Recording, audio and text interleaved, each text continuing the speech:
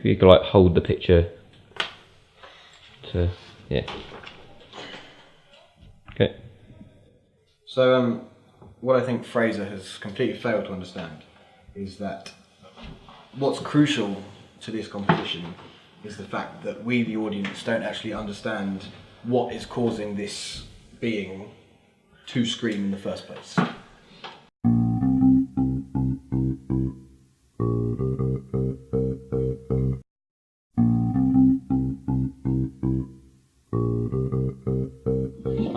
We are going to recreate the scream, that famous painting by a Norwegian artist. So what we're gonna do is we're all gonna look at the picture of the scream for a few minutes. We're gonna put that away and try and draw it from memory, and maybe put our own little twist on it.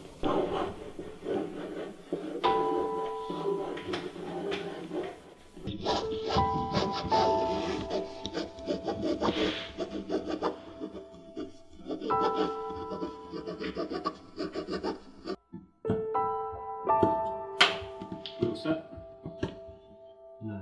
As you go through the paper.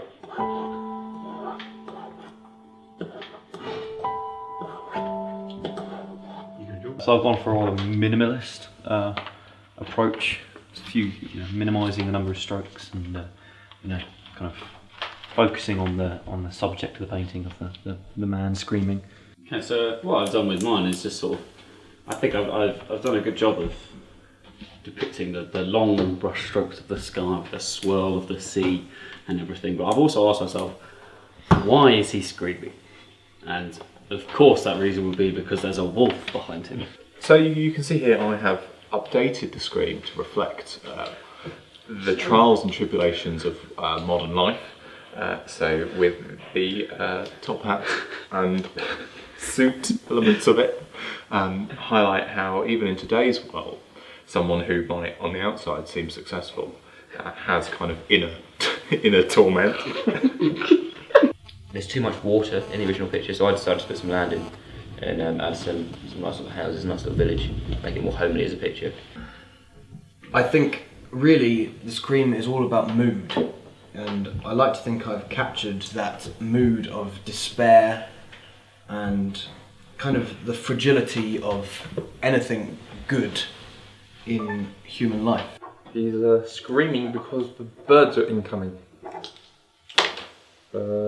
and might peck him to death. Therefore he's screaming.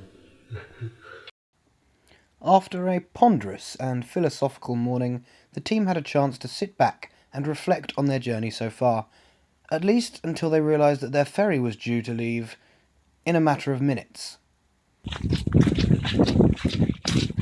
Slight panic that we might miss the ferry, but we've made our time. We've got plenty of time. It's fine. Disaster averted. All these people have been standing in the rain while we roomed. I think we know who the real winner is.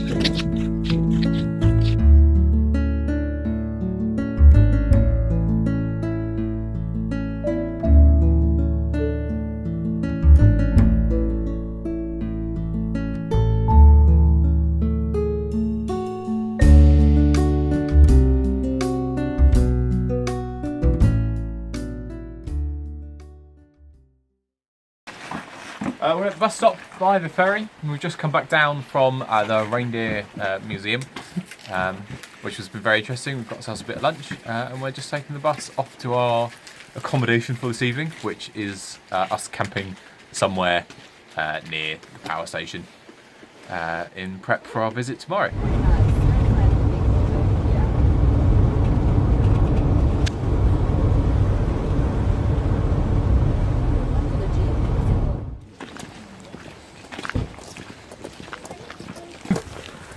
We are in the town spelt V-A-E-R. Now how you pronounce that, I am completely oblivious. We're here to go up there, which is the Norsk Industrial Museum at Vemork. I'm entirely sure as well that I'm pronouncing Vemork wrong. Right now what we're trying to do is find somewhere that we can pitch our tents. But you might be able to tell that this is probably the least flat area I've ever been in my life. So we may have some trouble. This area is very hilly, as you might be able to see in the background, which means flat ground far enough away that we can wild camp on is in short supply. We're currently investigating possibilities.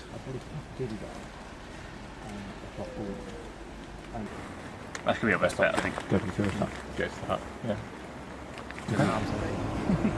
We're on plan C. What is plan C? We're having to get a taxi the other way, not the mountain hut, because it's not actually a mountain hut. It's a tourist hut. It's like 2 log cabins. So it'll be very, very pricey. So we're going to go the other way down the road to a town called Mogen. And then we're going to, there's a campsite there, so we're going to camp there, is the plan. And then we'll come back up here tomorrow, visit the walk, and then we'll be back on track with our original plan. So after the slight panic at the walk, we have successfully found ourselves a campsite for the evening. We did have to get a taxi here, which was unplanned, but we are moving on from this. We're now getting another bus back into the town centre to try and experience some of the nightlife this location has to offer us, and more importantly, to find some food that isn't dehydrated.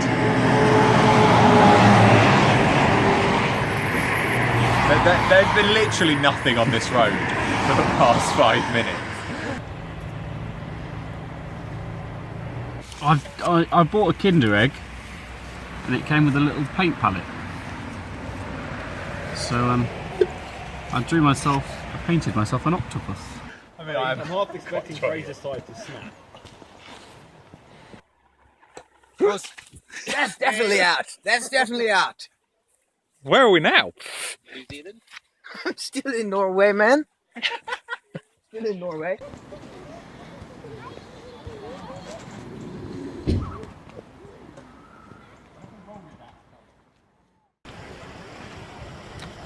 Where are we, Fraser? We are here at the Mork Power Station, which is one of our projects anyway, to visit the power station, and we're here. It's about 50 minutes before it opens. Yeah, we're here.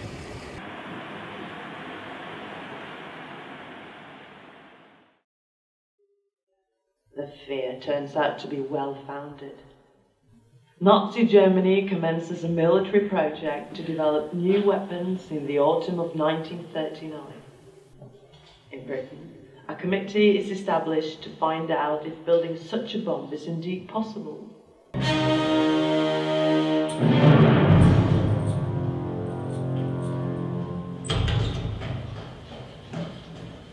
Det är brittiska soldater som är här för att sörja för att tyskarna inte får hand.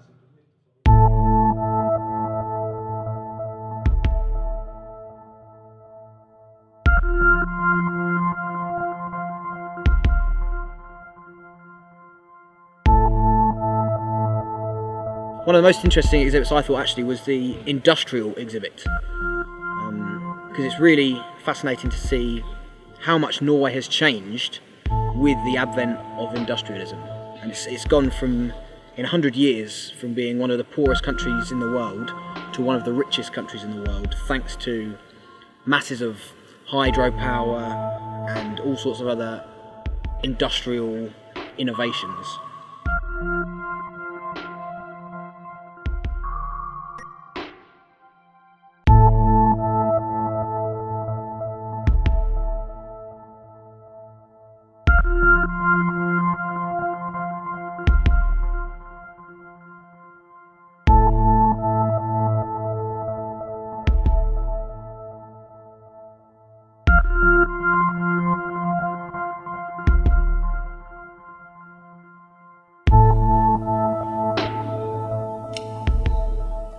Norwegian.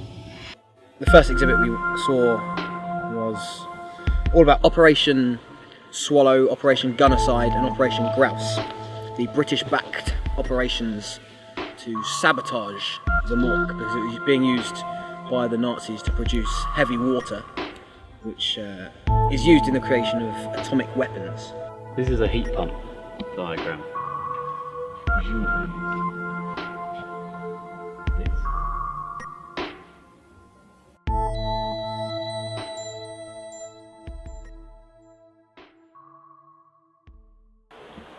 one of our mini projects was to find out what heavy water was.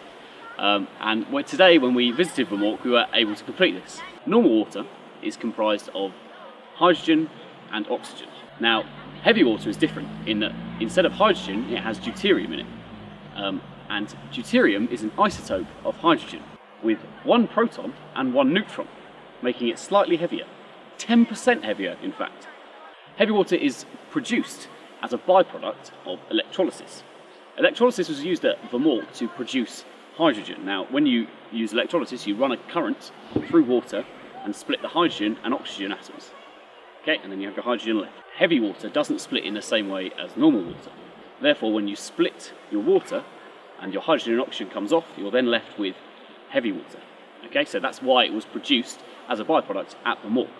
The reason that heavy water was necessary for the Nazis was that it's used in making plutonium, and it's an easier way of obtaining plutonium than going through the enriched uranium route, which is difficult because uranium is quite hard to come by. So that's why the Germans needed the heavy water, which made it such a target for the Allies to stop them producing heavy water at Vermork.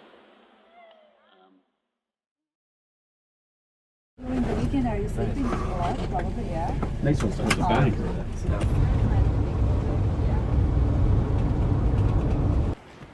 We are in Boy campsite in Dalen. We've just met Trond, and they've dropped off our lovely 3 canoes. So now we're going to head into town, get some food for the rest of the week, and hopefully pick up our bags from the post office that we sent on the first day. Fingers crossed they're there, and that we can get them, and that they'll let us have them. We sent them ourselves from Oslo. So it's these 2, and 2 massive back bags. Yeah, thank you very much. Success!